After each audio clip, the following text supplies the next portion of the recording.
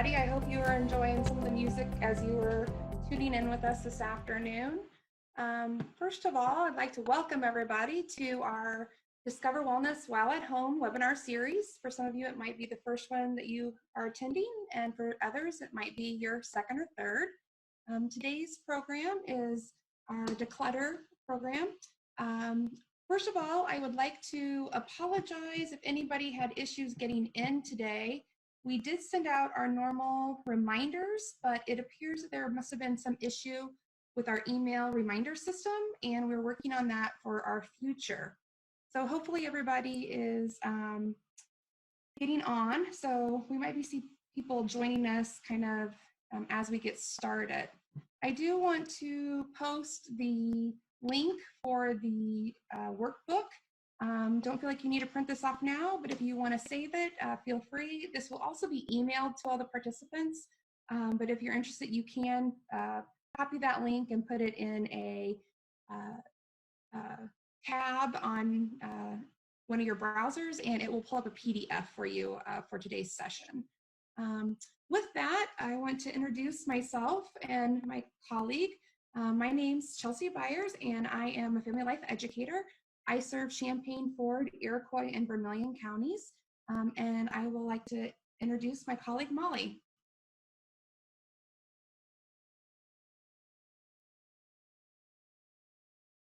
Molly, you're muted.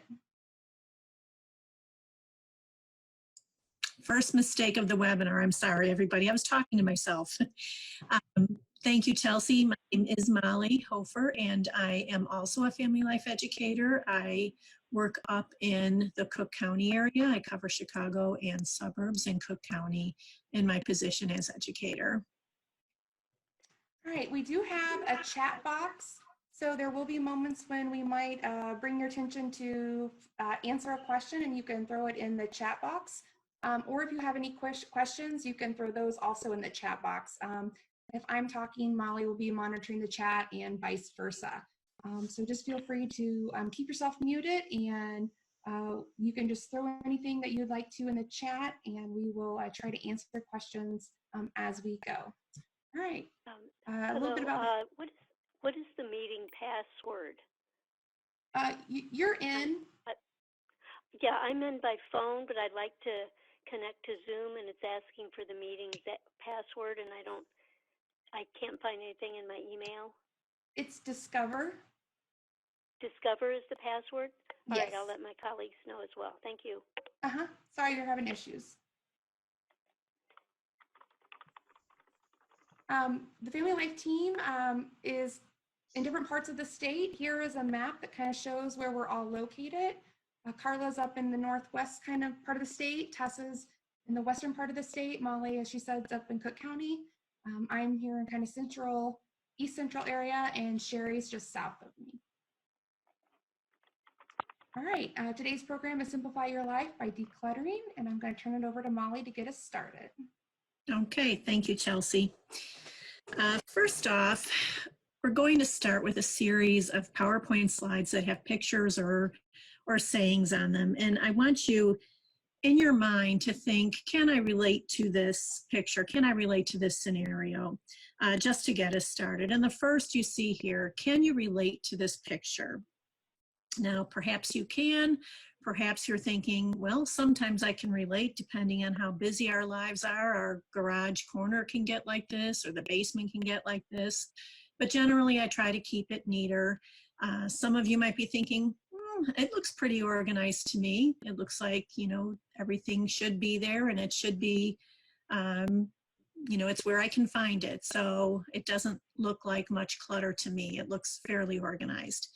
This tells us that clutter truly is relative to each individual, and clutter doesn't have to be a problem unless it, of course, infringes on somebody else's territory or environment. That can sometimes be a cause for conflict in families. So that's part of the reason why we're talking about this today, to talk about our own clutter, to talk about perhaps other areas of life that we want to organize. But this, can you relate? Yes or no? Maybe so. Let's go on to the next slide.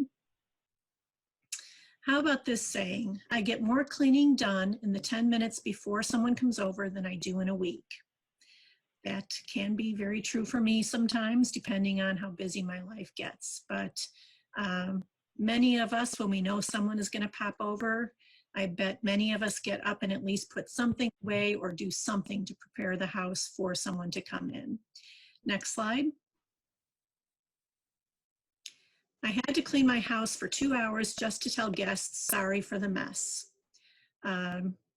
That is also true for me sometimes. Even when I feel like I've spent all day cleaning my house, I sometimes say this, which isn't probably the right thing to say, but I do feel this way sometimes where I feel like, oh, my house isn't exactly the way I want it, but sorry for the mess. All right, next slide. How about this? Can you relate to paper clutter? Perhaps paper is your thing for clutter, is your main concern, is your main Achilles heel. It might be what gets the best of you most times when you're thinking about your clutter. We all have paper clutter. We know that we live in a world today where we can try to reduce the paper clutter as much as possible. We'll talk about that in a bit. Okay, before I go into the objectives, I want to make a couple of other statements I don't have slides for, but I want you to think about this as far as how you relate to these statements. Can you or can you not? How about this one? I'm afraid I'll need something right after I get rid of it. Or, I can never find anything after I put it away. Or, how about this one?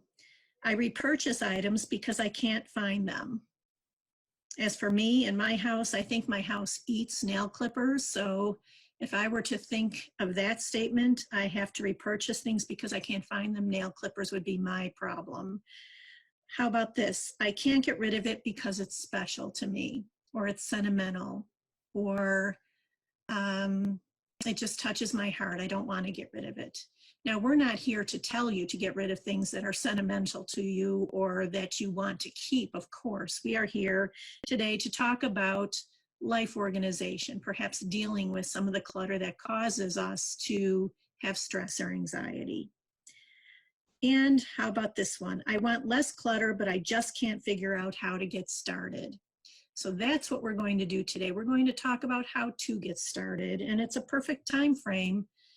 We think in terms of spring cleaning, or we think in terms of getting the house ready for the summer. We think in terms of all these things. So this is a perfect time for this kind of a topic. And in our current environment, this might be a perfect time to be thinking about this while we are staying at home these days. So our objectives for today, we're going to talk about our own reasons for clutter. And I will present to you some of the common clutter causes that people have or people can relate to. But I want you to think about your own reasons too and see if you have other reasons that don't really fit the picture of what we're talking about. We're going to talk about how clutter can cause stress in our lives and our relationships. We definitely will talk about the benefits of dealing with clutter, learning how to start, how to make a plan for taking care of the clutter in our households. Now, no one goes through life without accumulating stuff.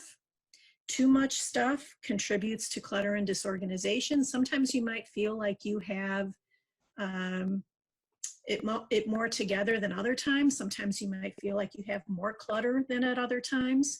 Perhaps you've had a recent downsizing, or you've downsized and you feel much more efficient and much more clutter-free. But you know, we typically accumulate stuff over time anyway. So it's always good to revisit our situations of clutter and try to take care of it and stay on the ball. Sometimes our stuff does get the best of us, and it can be a cause for stress in our lives, and it can be a cause of stress in other people's lives. So having a realistic plan does help. When we think in terms of clutter as a definition, a dictionary definition is right here on the screen: a disordered heap or a mass of objects, or a generalized state of disorder. Chelsea and I try to think in terms of clutter in relation to these questions. If you have an accumulation of items that you no longer use or care for, You might think in terms of, well, is this cluttering up my house? Do you have things that you don't really even like and you don't really even use? Do you have things in your possession that you have no place to store them, or you have no idea where to put them, and the item or items keep getting moved from one place to another? Do you have things that are broken and are in need of repair, or projects that need finishing and they've been needing this for quite a while? If you've answered, yes, I do have some of these, or if your answer is no to, I don't even like it, I don't use it, it doesn't have a home, perhaps those are definitions of clutter for you. Okay, next slide. When clutter is so voluminous that it disrupts your daily life or it's dangerous, that might be a hoarding situation. And we're not talking about that at all today. We're not talking about hoarding. That is a medical condition that may require the help of a professional. So we are only today talking about clutter, our everyday clutter, day in and day out, that we need to pick up and take care of. So in looking at this photo, again, I want you to have a mental impression of this photo. And in your mind, just think to yourself, yes, this is cluttered. No, this is not cluttered. Is it cluttered? Is it not? Let's say this desk was in your home. So for you personally, would you see this as a cluttered scene, a cluttered scenario, or would you be okay with it? Okay, you can answer in the chat box. You don't have to. You can answer just to yourself. It's really a rhetorical question, but if you'd like to answer, absolutely go ahead in the chat box. How about the next slide, Shells? How about this slide? This is a kitchen. It's the first and last kitchen I've ever seen that has a pegboard in the kitchen with things hanging off of it. I think it's kind of a cool and unique idea.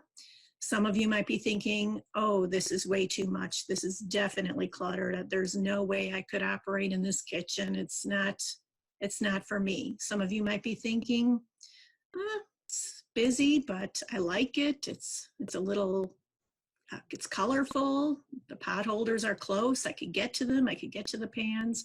So neither scenario presents a fire hazard per se. Neither is a health or safety risk, but still may be deemed cluttered for some and not for others. All right, so now let's go into causes for clutter. These are common causes. I want you to be thinking about your own situations. Is this a cause for me? Is this not a cause for me? Some will be yes, some will be no. And I also want you to be thinking about your own clutter causes as we talk about these. The first is what clutter? What is clutter or cluttered to one person may not be to another. Just as I just showed you those two pictures, what is the definition of one may not be for the other. You may have heard someone say in the past, or you may have said it yourself, well, I know it looks cluttered, but I know where to find everything. I know it looks cluttered to you, but I know where everything is. Or you might have heard someone say, well, this isn't my stuff. You worry about your stuff. We have sayings for this. It might be a potential for conflict when clutter bothers one person and not the other. In a household, we know that that can be a cause for stress at times. As far as mind and body, that we're talking about both the physical body, and our emotional well-being. Now, when we think in terms of physical, a cause for clutter might be that a person is simply unable to complete tasks alone, maybe not able physically to get to the clutter. A person might not be able to step on a stepladder anymore to get to the upper part of the closet that she wants to declutter or fix. A person may not be able to complete tasks alone and requires the help of someone else to help with the clutter. As far as emotional, we talk about emotional causes for clutter in 3 different ways. First, life stressors can cause us to have emotional exhaustion. Life stressors can cause a cluttered mind, where you simply may not have the emotional energy to deal with your clutter. Life stressors can hinder our productivity. So in thinking of what's going on in the world around us today, there may never have been a time for more time on our hands than today. Some of you certainly might be even busier than you've ever been. But for the most part, we are spending time at home now, and we may think, oh, I could get on this project and I can get on that project. But we need to also keep in mind that life stressors can also hinder our productivity. So we need to find that balance or work in a way that when we are feeling up to it, that we should, take that opportunity when we can, if this is something that we want to accomplish. Another emotional cause for clutter is the clutter itself may cause strong emotions. We may be dealing with items that belong to someone who has died, for instance, and just the fact that we have to deal with our emotions as we deal with the clutter is an emotional cause for the clutter, is a reason why we may keep putting it off, because of the emotions involved in dealing with items or things. And then the third emotional cause for clutter is that we may have emotional attachment to objects, as I started in the beginning talking about being sentimental about things. So we may hang on to something for sentimental reasons and may not be ready to give it up. And what is sentimental to you and not sentimental to other, we know is also relative, isn't it? So you may live with someone who says, oh, why are you hanging on to that? You don't need that, when, you may be emotionally attached to something, which is, again, these are only causes for clutter. We're not to get rid of something or not to get rid of something. We're just saying these are reasons why we may not have space, or we may have things that are disorganized. Other ones, it comes with the job. Sometimes we have work-life runoff, and it may be a cause for clutter at home. Even after work life ends, there are sometimes people that will bring their work life home, and they may not even look at it again, but the things were important to them at the time, and they wanted to bring them home so that they had time to look at them, and then they get stored in the garage. I worked with a colleague who, when she retired, she actually rented a pull behind her car U-Haul to take home some of her important papers that she, of course, was very attached to. And to this day, I wonder if she utilized some of those papers again once she retired. So with this ring, you may be married to a clutterer, or you may have a partner who's a clutterer, for better or worse, in all your clutter. I myself have, my husband is a collector of sports memorabilia, and I wouldn't exactly call it clutter because it's important to him and it's important to me, and some of it is valuable, but when it doesn't get stored properly, I do deem it as clutter. Okay, next slide, Chels. How about this? All in the family is another cause. There are well-intentioned family members who leave their things behind with the idea that they will come back someday and pick those things up. Mom, when I get a bigger place, I'll come by and get those boxes that are in the attic, or could you hang on to those for just a little while longer? I'm not ready to pick those up yet. Sometimes the word temporarily, can you store it temporarily? I always think with my own son might be code for forever. So that can also be a clutter cause. Someday. How about those supplies needed for a someday project? I'm gonna make a quilt someday. So here are all of my fabric pieces. You can tell I'm not a quilt maker, by the way. I don't know how to talk about them, but the squares or the swatches or the pieces. You sometimes store things away for those someday projects, and in the process of storing them away, they may get damaged. They may lose their appeal for you. Sometimes projects can even go out of style as you wait for someday. How about this someday? You might need it someday. I'm going to put that away because I might have to use that someday. And sometimes that does help. I know I wish that I put my stereo away for someday, my turntable, because my son wanted one just a few years ago, and now they are so much more expensive than they were when I was a kid. So sometimes that does come true and you do need it someday, but someday is also just a day of the week, or not a day of the week. Someday may never come and you may never use it. Can't have too many. If an item is replaced and the old item is not thrown away because it still works, because it still fits, because it's still good, it's still useful, that can also be a cause for clutter.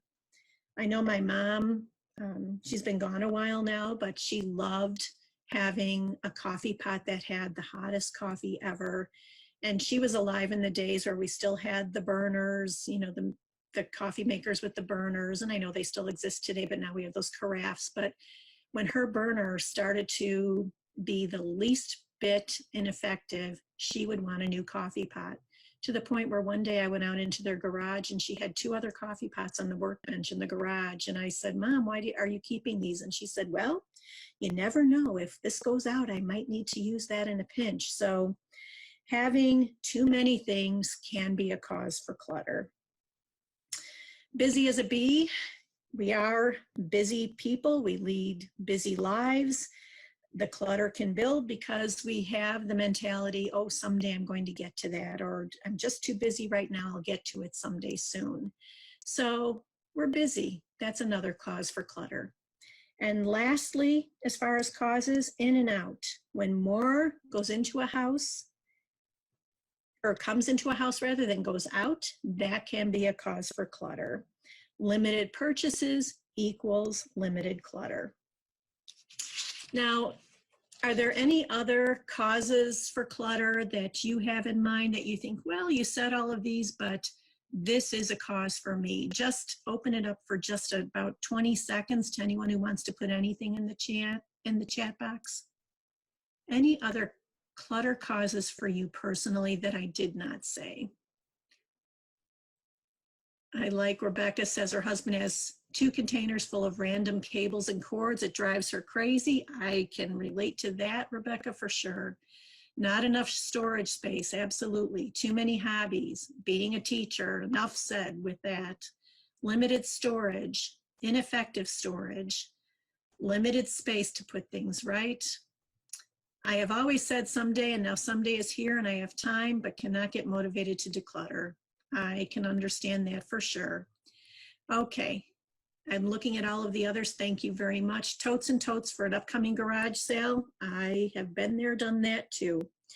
So these are your clutter causes. So I want you to think about that as we go through the rest of the program. Now we're going to have a little bit of a mental scavenger hunt. Next slide, Chels. In your mind's eye, I am going to list out loud 10 household items. You don't have to put it in the chat box, but to yourself, I want you to think, yes, I have this item and I know exactly where it is. If you don't have the item, of course, disregard that item, but I'm going to mention 10 household items. And the whole point is, how organized are you? I want to know if you know exactly where it is, exactly which drawer, exactly which cabinet, or if you kind of know where it is. All right, your first mental scavenger hunt item is the dreaded nail clipper that I mentioned a little while ago. Can you readily put your finger on your nail clipper? I'm not going to spend too much time on this, so you'll have to mentally go through fast. A Phillips screwdriver. Find that in your mind's eye. A safety pin. How about a tape measure? How about your car title? Thumbtacks. Your tax return from 2015. A flashlight. Your washing machine manual. And lastly, a 9-volt battery. Now, you might have been able to readily locate those items in your mind. Did you go right there and you could go right to the drawer, open up the kitchen drawer, look to the lower right, and there is the nail clipper, or there is the screwdriver? You might have had that scenario where you know exactly where things are. Someone wrote here, all but the thumbtacks. That's good. Some of you might be thinking, well, I know we have it. It's probably in one of two places. Or you might be thinking, I know we have it, but I have no idea where it is because it never gets put back in the right spot. Now, those items that you were able to locate in your mind's eye, were they in what universally might be deemed a proper place? Or for instance, was your nail clipper on the coffee table in the family room, where not everyone would keep it there, but you do? And if it works for you, I'm certainly not telling you to fix it, but the whole reason for this scavenger hunt is for us to consider this next rhetorical question. Can you see where your toothbrush is right now in your mind's eye? And universally, I know everyone will say yes, yes, yes, yes, yes. So how does knowing where your toothbrush is differ from the other items I've asked you about? Again, rhetorical. Your toothbrush has a consistent location, right? You use your toothbrush once, twice, 3 times a day, and you put it back as soon as you're finished with it, typically. You always put your toothbrush back in the same place. You always, or your toothbrushes are typically housed together with other toothbrushes if you share the same space. And everyone in the family typically is in agreement about where a toothbrush goes. So if I was at your house right now, I could probably find your toothbrush faster than, let's say, your thumbtack, or let's say your washing machine manual. The organizing principles used to store your toothbrush can be used to store anything if you think about it. We've all heard that old adage or old saying, a place for everything and everything in its place. There should be and could be one place for your silverware, one place for your tax returns, one place for your socks, one place for your glassware. So with that organizing principle in mind, I want you to think about that as we go on and talk about how to declutter, okay? But before I turn it over to Chelsea, I'm going to talk about how managing our clutter can save us time, money, it can enhance our health, it can improve our emotional state, and promote healthy relationships. Because we can be stressed by our clutter, so managing it really does help us to de-stress. As far as saving time, if I asked you when was the last time you spent time looking for something, it probably wasn't that long ago, because you're human. We do pick things up and then forget where we've placed them. Remote control, glasses, our keys, our shoes, our slippers, all of those things are, oh, where did I take that off? That happens to all of us. So we do spend time looking for things. Imagine if you spent on average 10 minutes a day looking for something. That equals more than 60 minutes in a week, which equals more than 60 hours in a year, which is about 2.5 days of time spent looking for things. Now, think about what you could do with 2.5 extra days. That is actually an extra weekend in your life. So managing our clutter can certainly save us time. As far as saving us money, I facetiously referred to a minute ago, when you can't find something, you perhaps buy another, when I was reading those statements out loud. You may have had the surprise also of finding something that you didn't even know you had, and now you have 2 of those items because you did have to go and buy something. In some cases, we have too much stuff. I know that some of you put in the chat box, no room to put things. So sometimes we accumulate so much stuff that what do? We end up paying money for a storage unit to save and store some of our things. And that, of course, costs us money, right? So decluttering can help us save money. As far as enhancing our social or our health and safety, I was trying to read the chat box and read the slide at the same time, so there's my stall. Sorry about that. As far as enhancing our health and safety, clutter can indeed be a fire hazard. If something is stored too close to a heat source, we know that's a major no-no, but sometimes it can be a cause for a fire hazard. Or if there is something stored in, let's say, a basement that gets water or is damp and moist and kind of dank anyway, that can be a perfect place for mold to thrive. And we know that dust and mold are certainly common culprits for respiratory problems. So clutter can be a health and safety hazard. Even tripping over things can be a problem. As far as emotional well-being, I want you to listen to this statement. I'm going to say it twice. A cluttered room is a constant reminder that there is more to do, and that distracts us from focusing on what needs to get done. A cluttered room is a constant reminder that there is more to do, and that distracts us from focusing on what needs to get done.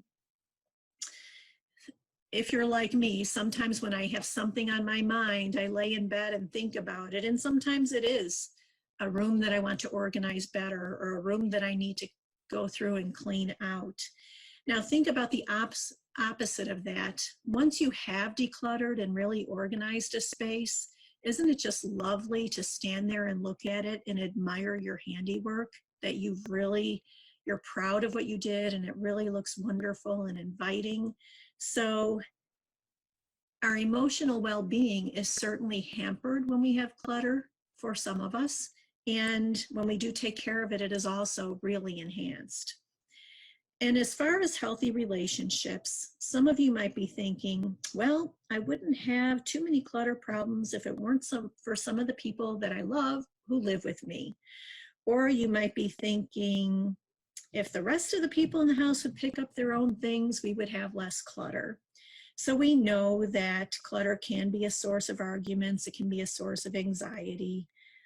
Sometimes clutter may keep family and friends from visiting. An adult child may be worried about visiting mom or dad, grandma or grandpa, if their homes are cluttered or may have things out that are not safe for children. So it can hamper our relationships as far as clutter is concerned. So I am now going to turn it over to Chelsea, and she will take us through how to take care of and deal with our clutter. All right, thanks Molly for getting us started. All right, in the chat box, I want you to put how the picture on the left makes you feel.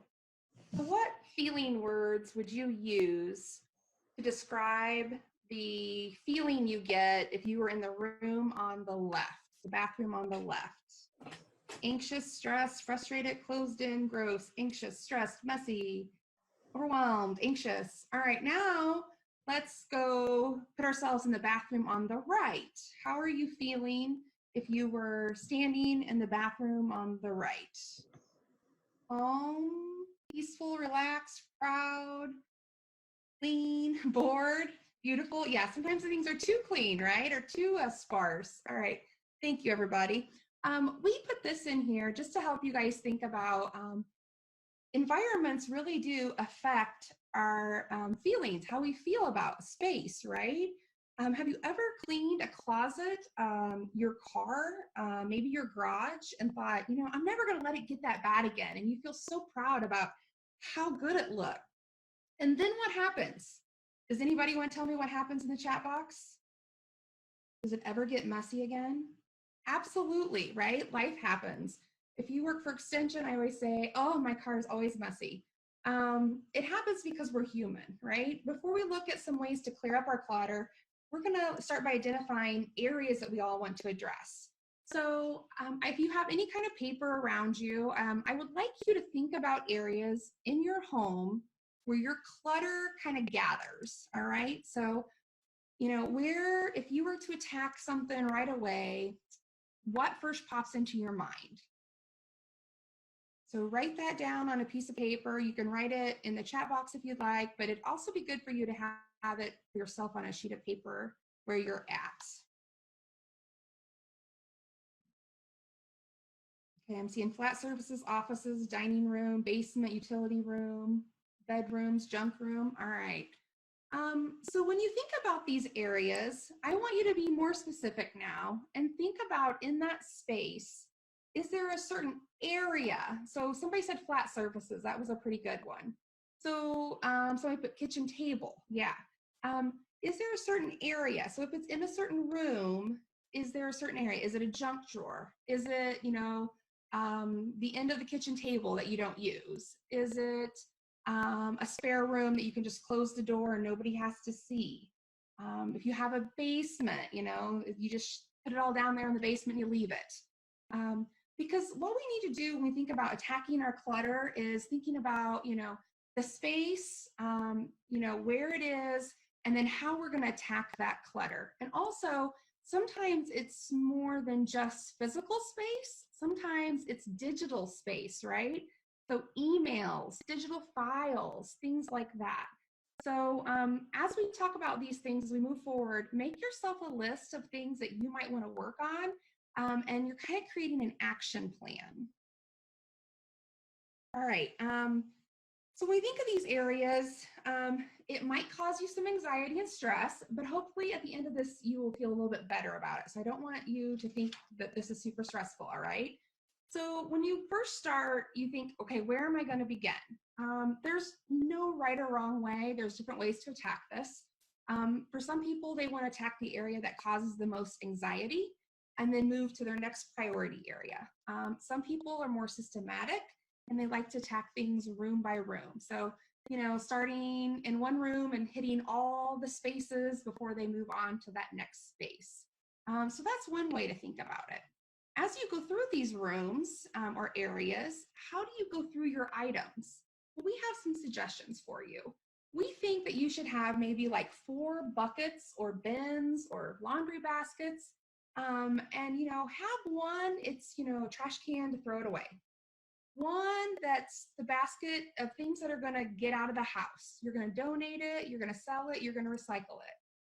One is a basket of things that you're going to put back.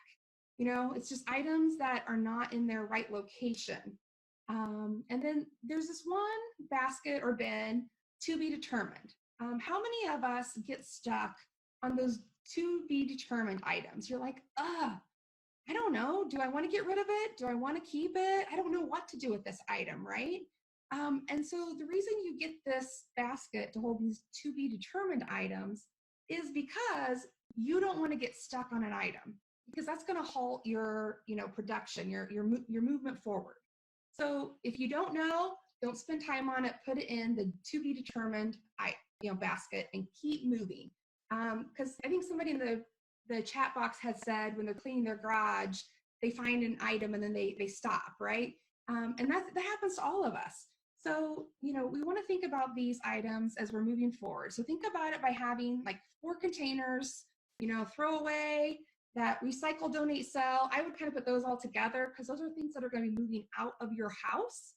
And then a basket of things that need to go back to their rightful place in your home, and we'll talk about that in a little bit. And then a good way is to set a timer. A lot of times, it's just too hard to get started and people are like, oh, I just can't tackle this whole basement, or I can't tackle the whole spare room. But if you just say, you know what, I'm going to work on this for 20 minutes, or I'm going to do this for, 1 hour, then it becomes a more manageable task. So, that's something to think about when you're trying to move forward on things. Also think about, when you're working with that basket, make one trip through the house with that basket to put all the items away. So, when you're cleaning a space, don't be like, oh, here's an item, I need to go run this upstairs, or I need to go run this to my bedroom. Because what happens when you run to another room? Anybody want to throw something in the chat box? What happens if you leave the space you're working at? You find something else to do. Exactly. So it's really good to have like one space where you just throw everything in that basket, because if you walk out of that space, you're going to get sidetracked, right? So it's good to have one trip, one basket when you go put all those items away at one time. All right, so we talked about that to be determined basket, right? So these are some questions that we suggest you ask when you're looking at items that you just don't know what to do with. So maybe you're looking at that item and you're saying, when was the last time I used this? And Molly said her mom had multiple coffee pots, which I think is funny. We have a little coffee pot here. How often do I use it? Where do I use it? Do I have more than one of them? And do I need more than one of them? So think about that. Oftentimes we get a newer version of something. And what do? We store the old one because we're like, oh, well, if this one breaks, we'll go back to the old one. Well, there was a reason we probably got a newer version. It's because the old one doesn't work as well. It doesn't get as hot. If it's a curling iron for me, it doesn't clamp as tight, or there's some reason we got a newer one. So really, are we going back to that old one? So where do I use it? This is a reason why a lot of times things are not put away, because we store them in spaces that aren't close to where we use them. So my best friend's mom always did her ironing in her living or her family room where she watched TV. So if you have space to store an iron and an ironing board where you actually do your ironing, I suggest you store it close to where you physically do it. Otherwise, what happens? Those items don't actually get put back away because they're not nearby. So if you can store an item close to where you use it, like Molly used the toothbrush analogy, then that's a better thing to think about. So if you ever find something that's always out and not near where it's stored, then think about if there's a closer place where you can store it so it does get put away. And we found this with tools in our house. So we actually have a set of screwdrivers and a office desk. So they're not always just left out. So we have a set in our garage. We have an extra set in an office desk, because otherwise what happens? They don't ever make it back to the garage. So that's something to think about. Here's some more questions to think about. Is it usable? Yes. Then am I ever going to use it again? If it's not usable, then why am I holding on to it? It's just becoming clutter, right? If I didn't have this item, would it impact my life? And that's one of those things we kind of hold on to things, but are we really using them? But better yet, could somebody else use it if it's usable? And this is one of those things where gifting is a great way to get rid of items. You can see others use the item, enjoy the item. This is the best way to get rid of things. It's just to gift them to a friend, a family member, somebody who could use it and enjoy it, instead of you storing it, it going bad, it not getting used, those kind of things. So now we're going to look at some other things to think about. When you're trying to attack these areas, sometimes it's good to just choose one specific small area. So if you're looking at a bookshelf, maybe you're just going to do one shelf, or not the whole bookshelf or storage space, just one shelf. Like, that's manageable. Pick up as many things as possible before your timer is done. That whole idea of setting a timer and just doing the 20 minutes or whatever it is, and then put items in the correct container, right? So figure out where items go and get them back to their home. Some other tips is storing similar items together. If you have a whole bunch of art supplies, are they in multiple places, or can you put them all in one location? Molly mentioned, having too many of things. So have that idea of, as you take things in, toss something out. My husband would love for me to have this theory with clothes, but I haven't quite gotten there. Get all your papers in one place. A lot of times papers, can become overwhelming, right? In mail, oftentimes we suggest people to deal with your mail one time. If it's junk mail and you're throwing it away, throw it away as soon as you identify it as junk mail. Don't set it on a counter and let it pile. Touch it once, right? In the handout, we do have ways to reduce the amount of paper and phone calls you get. So in the handout, there's some ways to opt out of catalogs, junk mail, do not call lists, those kind of things. So in the handout, you can get those. Also, simplify your gadgets. This one, think about all the things we have in our kitchens. We have things that mix and blend and chop and cut, and do we need all of these different kinds of gadgets, or does one gadget really do a lot of these things? So think about that when it comes to things that you have in your garage, things in your kitchen, and kind of go through your house with that mindset. Do I really need all of these gadgets, or can I simplify my gadgets? When we look at keepsake clutter, this one is one that people talk about a lot. This is one of those harder things to go through because it's sentimental. It has a sentimental value to people. So whether it be something from a loved one who has passed, or maybe it's from the children that are raised and grown up, right? But think about ways that you want to display the items. If it's something that you've decided that you want to keep, then should you display them in a way?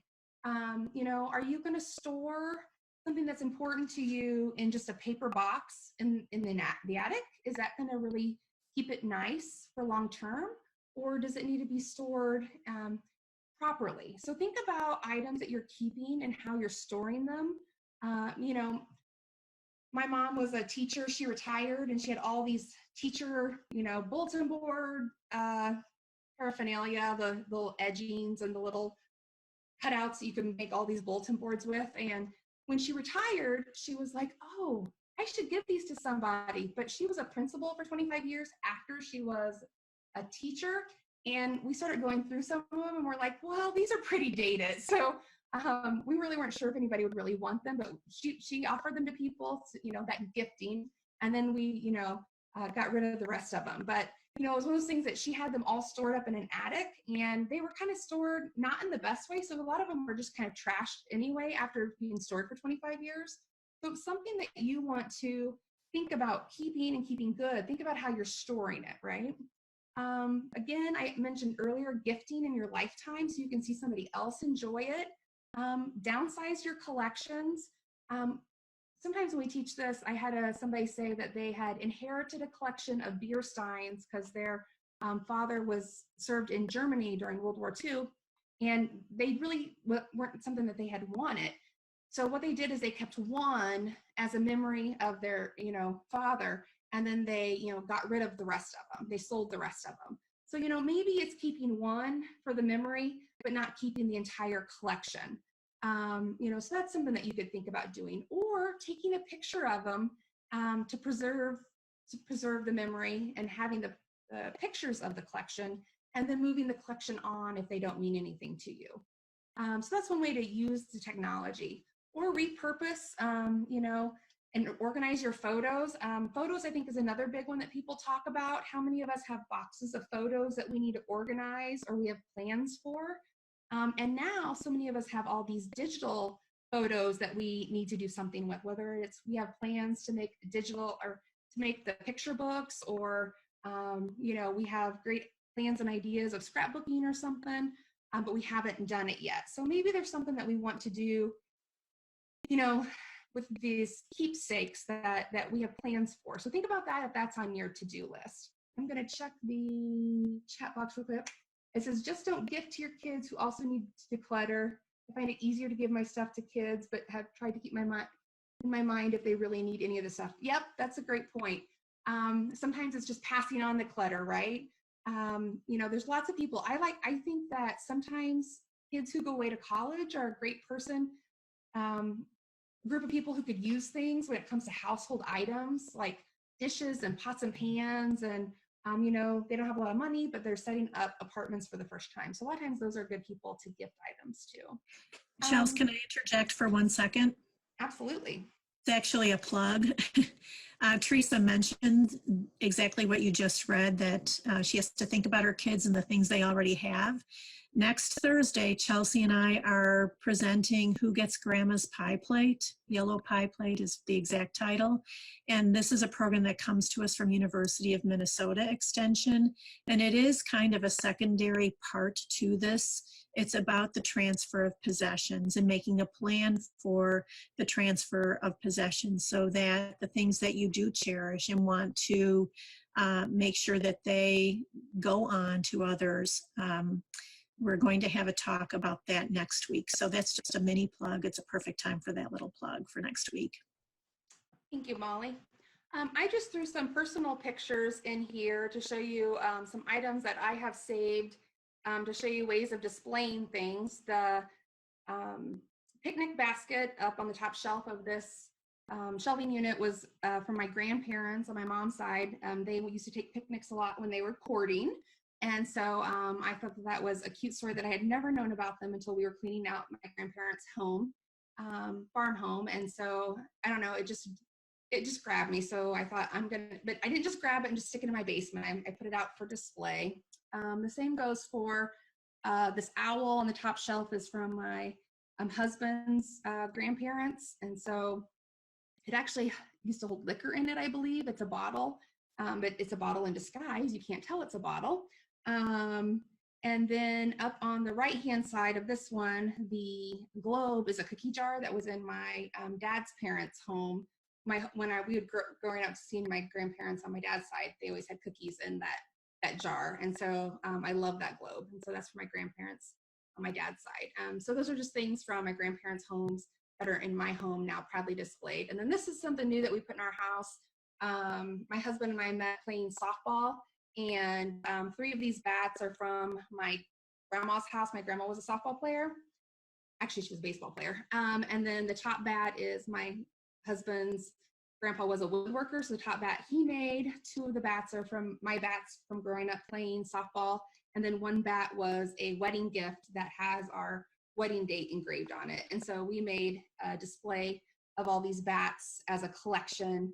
And so, yeah, so we decided to make this as a display wall in our house. And so instead of just storing them, we decided to display them. So those are just some things to think about. And now we're going to wrap up with just some things. Once you clean up your space, how do you keep it clean, right? So here are just a couple upkeep strategies. One is called the spurt strategy. It takes just 5 to 15 minutes each day to pick up and put away anything that you've got out. So take advantage of that free time that you have just before a favorite show or just before bed, and just go through the house and tidy up a little bit, right? If you maintain the cleanliness, then you can kind of stay on top of it. We have one called prompt put away. If something just takes a couple minutes, just do it, right? Hanging up your coat when you come in, just putting away some dishes, throwing your key on a hook, folding up a blanket after you used it on the couch, hanging up clothes or putting away your clothes. Those are things that can pile up, and they can kind of add up if all the things are kind of in a disarray. But they just take a couple minutes when you really think about it, right? The next thing is the castaway container. This is one that my friend Bethany does a great job at. She puts some baskets or bags in her closet, and she comes across something in her closet or her drawers that she no longer uses. She doesn't have feelings that she wants to keep it at all. She throws it right away in that container, right? So if you're going to donate it or resale it, then just have like 2 bags, and then you pull something out of your closet and you're like, what, I do not wear this. Throw it right away in that bag. Once those bags are full, move those out of your house. That kind of just helps you keep on top of those things, right? It just helps you kind of take care of some of those clutter issues. And then the good riddance routine. So this one is kind of that regular maintenance. This will lessen the chance that clutter can build. It means just taking a thorough look at your clutter clusters regularly. So if that flat surface in your kitchen is that place that gets you, really be mindful of that. Or if it's, a spare room, try to be mindful of that space and really check in on those areas. So we hope you have thought about some spaces in your house that you want to work on. It's good for you to kind of have goals. So, if you just set a little bit of an action plan for yourself and think, this is the first thing that I want to tackle, we would encourage you to do that. So you're intentional about that. There are great benefits to decluttering. If you give away items, you can see others enjoy those items. Decluttering will make downsizing later much easier. You'll know what you have and not need to waste money on buying duplicates. That's a wonderful thing. My husband and I, when we went through this, staying at home, shelter in place, we went through our freezer and we itemized all the things in our freezer. We're like, hey, we actually have a lot of things in our freezer we can live off of for a while. You can make money by selling your stuff. If you have duplicates of things that you don't need, whether it be things in your garage or a spare room or your clothes, you can sell items and you can donate items and get tax write-offs. So there's lots of things that you can do to move things out of your house and ways to, declutter your spaces. For those of you who mentioned paper, I do want to share a website. I'm going to put it in the chat box, so if you want to copy it. Our consumer team has a wonderful website called Dealing with Clutter, and they have information on there about paperwork, how long you need to keep important documents, storage that works, a home for every item, financial and tax records, those kind of things. And so that would be a great link to go to for additional information on keeping track of paper. Also, I would like to throw in a link for our webinar today. I'm going to throw in a link for the evaluation as well as for the handout again. Could you also throw in, Chelsea, the webinar for next week, the registration? Someone asked for that. If you I will. I want to open it up for questions, and I see people are making notes. Molly, can you read the chat box for people who are on the phone?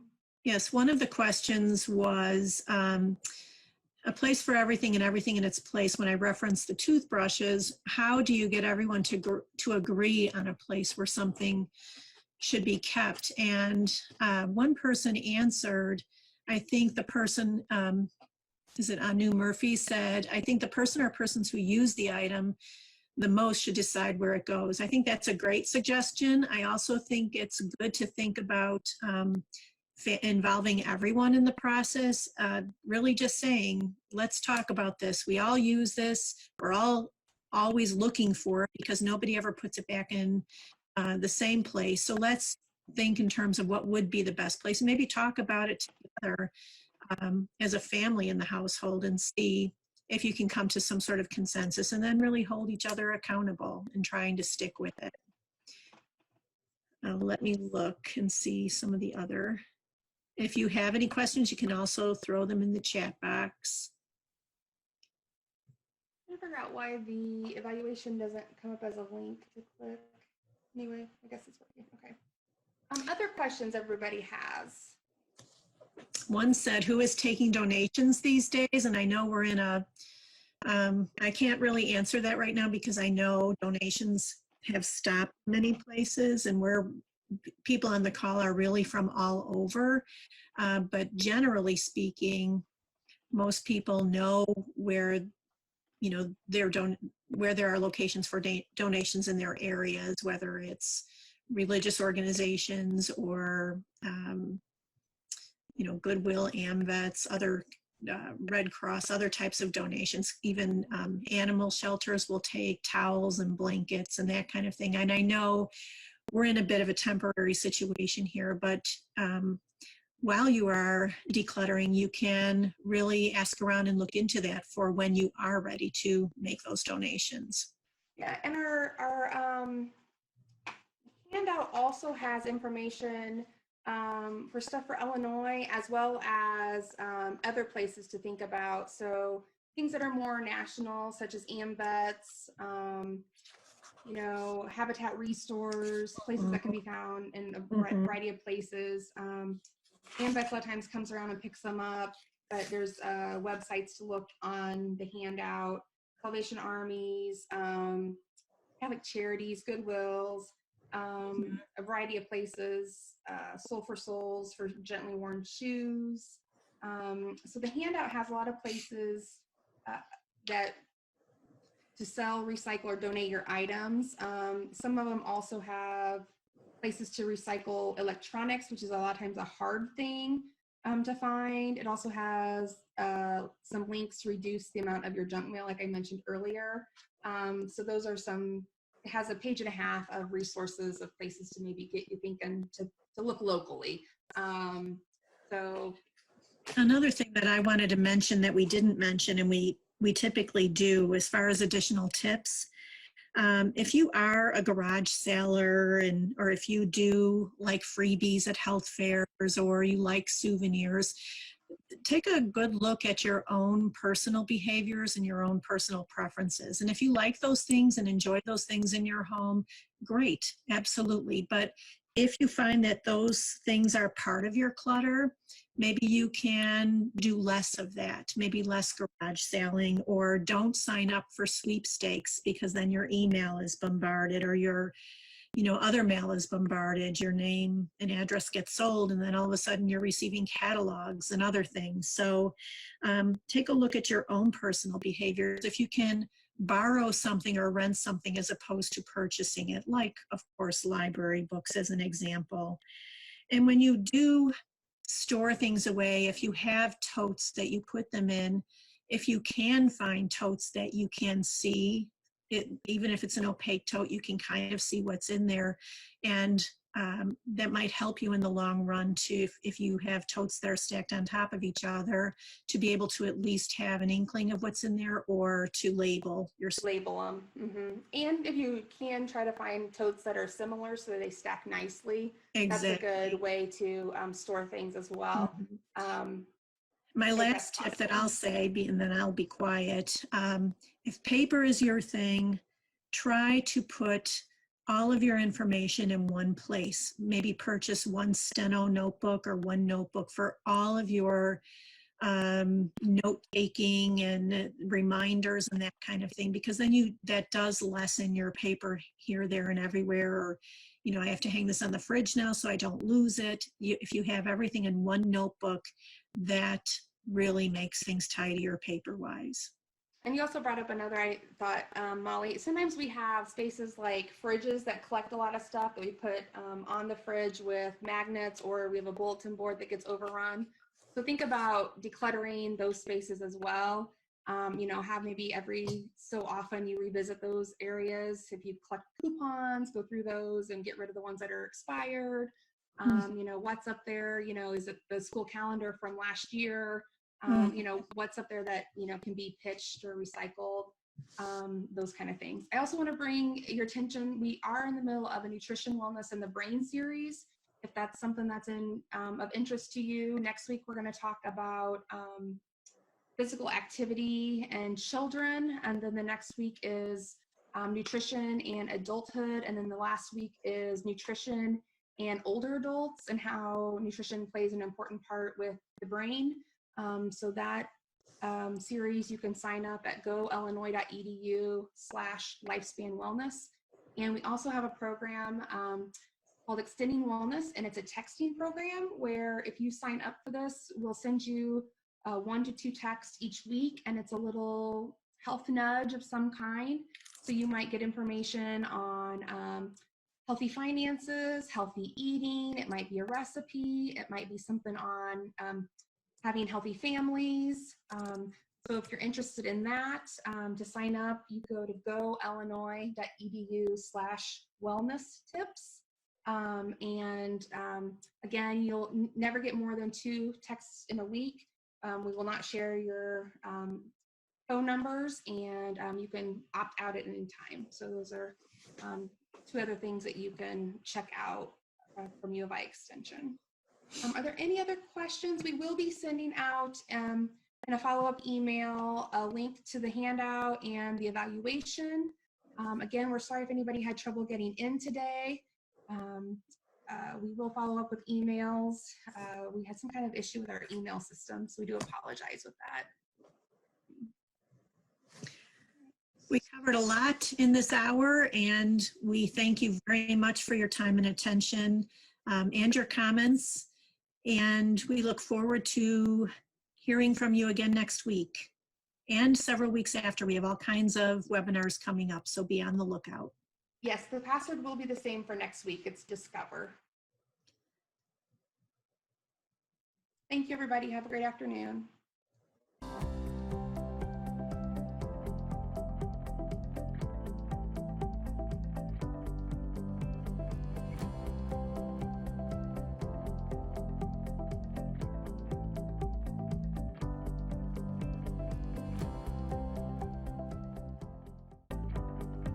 Thank you for tuning into CUI's TV.